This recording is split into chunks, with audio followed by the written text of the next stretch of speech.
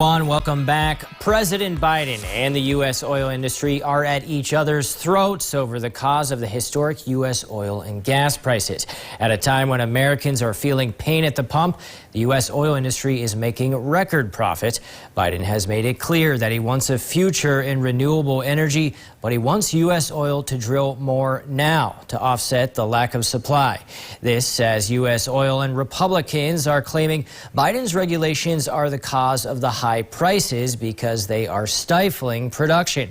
In today's Ag and Energy Insight, I speak to an energy financial analyst who says the reason for high oil and gas prices is a lot more complicated than the polarizing rhetoric.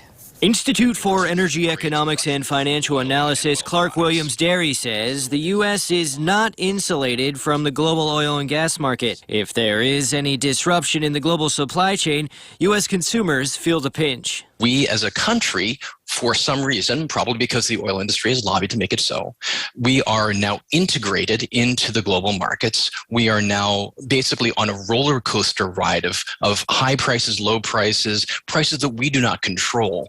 Decisions that are made in Beijing or Moscow are now affecting pocketbooks in Fargo. There is trepidation in the markets. No company wants to make big investments when they don't know whether they'll be knocked again by another global disruption. The global oil markets have been buffeted repeatedly over the past 2 years by forces beyond the U.S.'s control. It's been battered by COVID, it's battered by Ukraine, the Russian sanctions, the European response to Russia's invasion.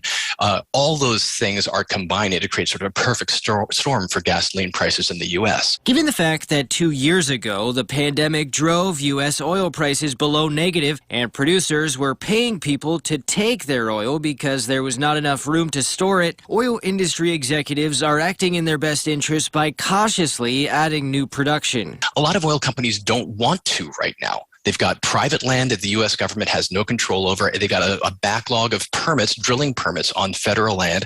Many of them are not being used. And the reason why is, well, frankly, the oil industry is telling its investors, we would rather be turning our cash back to you, our investors, rather than producing more oil. We're actually enjoying high prices. We're generating cash. We're not drilling so much. We're saving money on drilling. We're generating dividends and share buybacks. So it's the oil companies themselves who are saying, look, we don't want to produce more right now. In addition to the oil side, there is also a problem with refining. Because Europe is curtailing its purchase of grades of Russian crude oil, U.S. refiners are readjusting to serve European countries and other rebounding markets. Essentially, U.S. consumers are now competing against Chinese consumers, against European consumers for the same oil and same gasoline.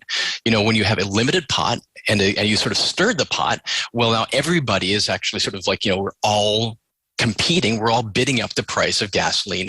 That's kind of the way that a supply and demand is supposed to work. Williams Derry points out there were more drilling permits issued under the first year of Biden than there were under any year of the Trump administration. There was not a slowdown in federal permitting on federal lands. It just didn't happen. And so claiming that there was some kind of sort of roadblock put in the way of production, it doesn't show up in the numbers. In short, Williams Derry asserts that claiming that the Biden administration is to blame for high gas prices is political posturing that is divorced from a serious analysis of the oil and gas markets. For the next segment, we will talk with lawmakers and other energy financial analysts about long-term issues driving high energy prices and examine the efficacy of Biden's proposed gas tax holiday.